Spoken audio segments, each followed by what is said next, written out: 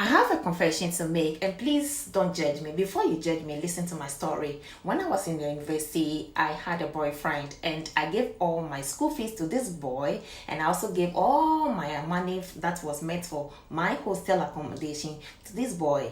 And I told my parents that I was robbed while I was going to school. And guess what?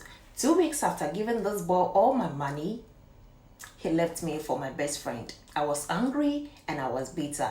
Now, before you judge me, listen to the full story. When I was in the university, I had this boyfriend who was so cute, very handsome, and very, very intelligent. When we got to our final year, life became so difficult for his parents, so they couldn't pay his school fees. And his friends also got so tired of him pitching at their place, so they finally kicked him out. So it was obvious that this boy was going to drop out of school in his final year, and I said no, I wouldn't allow that to happen to him. And foolishly, I came up with a very stupid plan. I gave my school fees to this boy in order to pay his school fees, and I also gave money meant for my accommodation to him to pay his rent. And guess what? He left me for my best friend.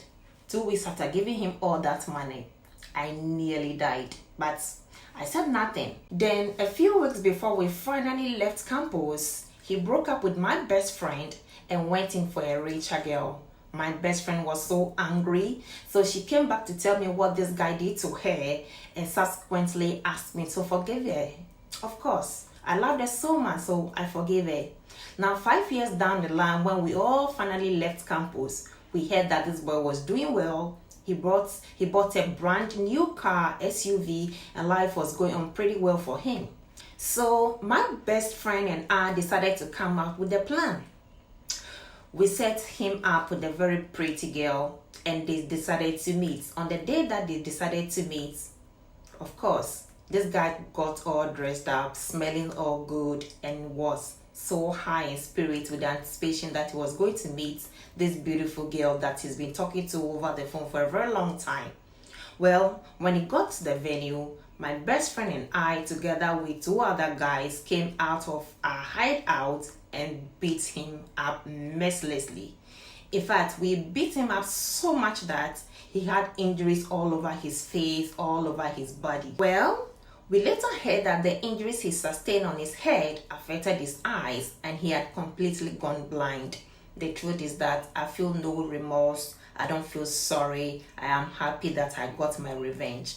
It has been 14 years now and I have relocated to the US. I have been married and I have 3 beautiful children. This is one secret that I have been keeping for years and I have not told anybody. Like they say, we listen and we don't judge. So please don't judge me. Well, this is one of the many messages that I have received from anonymous people out there that would like to share their secrets and confessions that they wish to put out there. So this is just one of them. So in this video, I shall be sharing with you some of the messages or some confessions or some secrets that people have had over the years and they wish to let it out. So without wasting time, let's go. Confession number 2. It says, when I was in high school, I had a crush on one of my female teachers who was so pretty and so curvy. So I wrote a love letter to her. Unfortunately, she didn't like the idea that I wrote a love letter to her, so she told the principal about it. The principal called me in front of the whole school and I was properly disgraced. I was so embarrassed that I decided to pay her back. So a few months later, we heard that this lady was about to get married. So I looked for the address of her fiancé and also wrote an anonymous letter to him. In this letter that I wrote to her fiancé, I told him that the lady that he was about to get married to had HIV/AIDS and she had multiple sex partners. Well, what we heard later on was that the wedding was cancelled and it has been 10 good years now. Unfortunately, the last time that I met this lady, she was still very single, and this made me so unhappy and so guilty, and I wish I could tell her what I did 10 years ago, and I wish I could also tell her that I was the reason why her wedding was cancelled. But unfortunately, I'm not bold enough to say it, and I still feel sorry about it. Confession number three says, when I was young, I stole money from my father's wallet after I returned from school very early. I quickly left the house without anybody realizing that I had already come to the house. Then my father realized that his money was stolen, and he asked everybody about the stolen money, but everybody didn't seem to know who stole the money. And because I was not in the house, or I had not reported at the time, unfortunately, my elder brother was picked as the suspect of the stolen money and was given the worst beating of his life.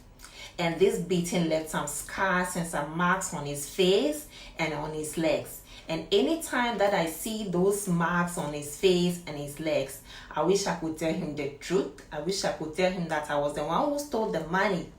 But, well, this is a confession this is a secret that I have not been able to tell anybody, and then I have kept it for years. Whoa.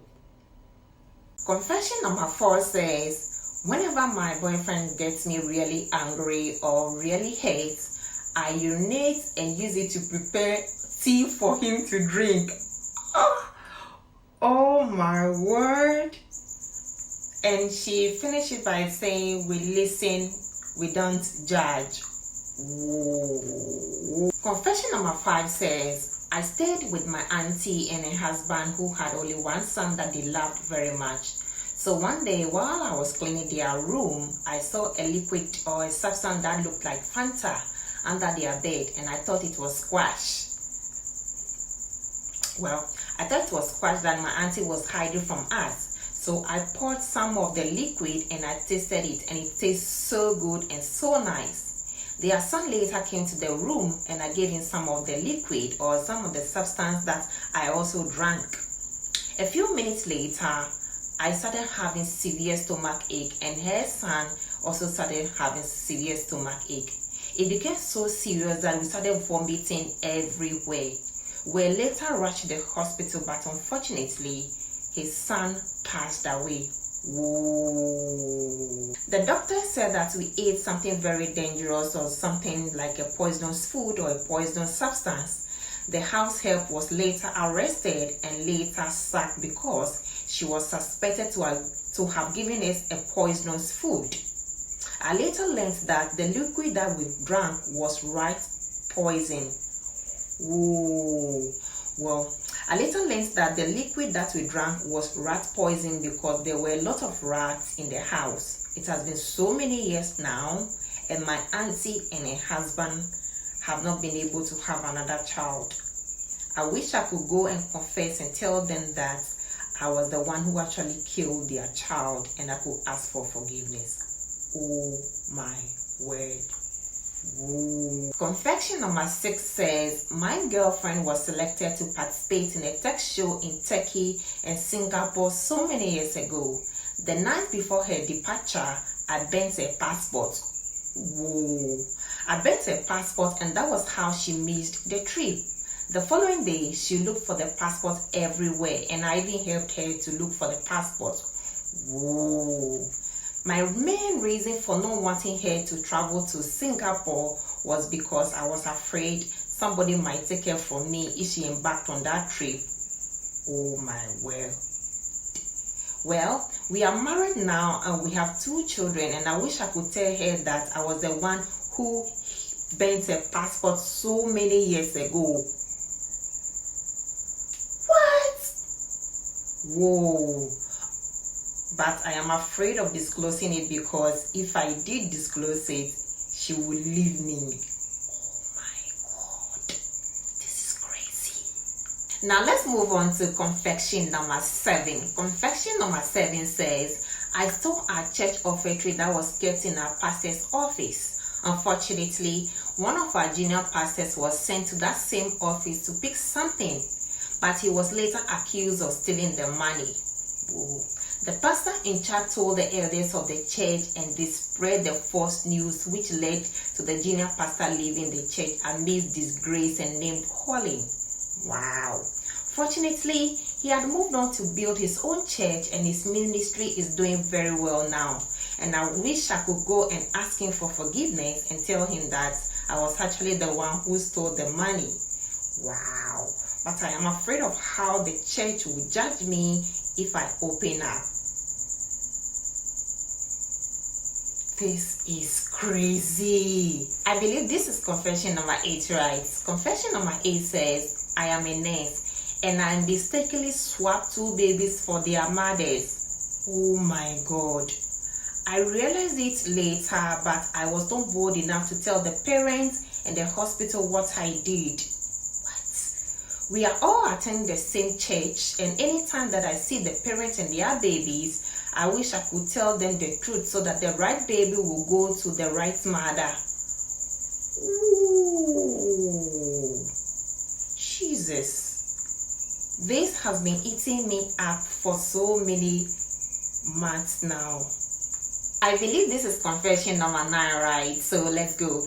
Confession number 9 says, when my elder sister was about to get married, she decided to cook for her fiance's family who came to visit our family in order to formally discuss the marriage ceremony. The food was nicely prepared, but I decided to taste the sauce that she made in order to make sure that everything was okay. After tasting the sauce, I felt the salt was not good enough, or the salt was not enough. So in an attempt to add a little salt to the sauce to make sure that everything was okay, I mistakenly poured all the salt in the container into the sauce that she made. And before I could do anything about it, my sister came to the kitchen and she took the sauce away to be served. Whoa. Long story short, everybody rejected the food because the sauce was so salty. That mistake that I made nearly caused my sister's marriage. Fortunately, her husband said that might be a mistake, or that could have been a mistake, and now they went ahead to get married. They've been married for 7 years now, and I wish I could tell my sister that I was the one who puts the salt into the sauce. Wow. Let's move on to confession number 10. Confession number 10 says, when I was about 19 years old, I went to spend summer holidays with my grandparents. My grandpa was into farming and he had planted a lot of maize on his 10-acre farm. He intentionally left the maize to dry up so that they could harvest it later and install them later. So on one of my visits to the farm, I made fire and roast some of the maize and ate it. Then I forgot to put out the fire and left for the house. In the evening, we got bad news that Grandpa's 10-acre farm had burnt into ashes, and up to today, nobody really knew what caused the fire except me, or who caused the fire except me. This happened about 17 years ago. I am now 34 years old and Grandpa is 87 years old. I wish I could open up to Grandpa and tell him the truth, but I am afraid that this information can give him heart attack and kill him. So I'm keeping this information very close to my chest, even though I really wish I could tell him about it. Wow, boy, you need to tell Grandpa. You need to tell him because he deserves to know.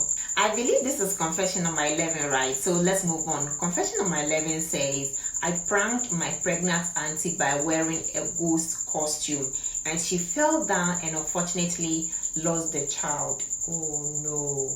So in the middle of the night, when my auntie had gone to the washroom to use the washroom, I went to wear my ghost costume, and as soon as she came out of the washroom, I shouted, "Whoa!"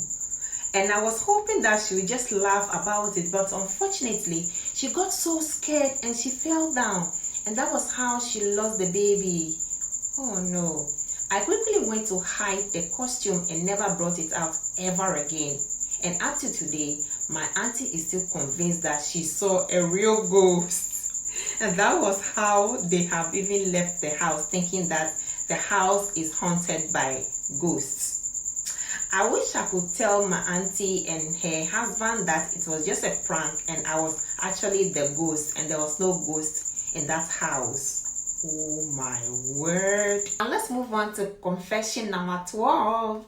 Now confession number 12 says, years ago, I went to my best friend's house to visit him, but when I got to the house, the whole place was very quiet, so I decided to go to his room to look for him. While I was walking to his room, I realized that his mother's door was opened. So out of curiosity, I went to her room, and when I got there, I saw a very expensive necklace on her bed and I picked it. I later sold this necklace. Well, the house help was later accused of stealing the necklace and she was sent to prison. Ooh.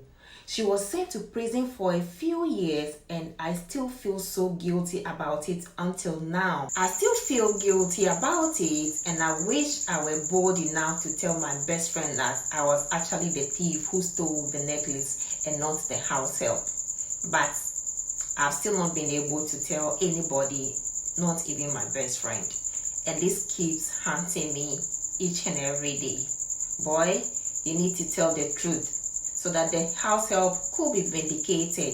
This is not right. Oh no. Confession number 13. Confession number 13 says, growing up, I was very calm and reserved at school, and I didn't have many friends at school. And everybody thought that I was a very good boy, but I was actually the bad boy in class. I would always steal my classmates' books, pencils, and pens, and the wrong people were always punished for my crime. This is because I was very calm and nobody ever suspected me to be the thief. One day, I stole the food of one of my classmates and ate it in the washroom, and unfortunately, the wrong person was punished. One of the boys who was always making noise in the class was really lashed, and he was suspected to have stolen the food. This boy said everything on this earth to show that he didn't steal the food, but he was not believed. We are all old now, and now we are all adults. And unfortunately, this boy that was lashed because of my crime is now a very big boy in our country. And I wish I could go and tell him and apologize to him that I was actually the thief and not him. Oh my word. This is crazy. Boy, you need to go and tell that boy because he deserves to know. Confession number 14. Confession number 14 says, my twin brother and I used to be very bad boys while we were growing up. One day, a lady came to visit my brother and I pretended to be him, and we ended up sleeping together. What? She later got pregnant, and my brother knew that I was the one responsible for the pregnancy and not him, but he pretended it was him. The lady later gave birth to a beautiful baby girl, and the two of us looked after the baby girl until my brother passed away a few years ago.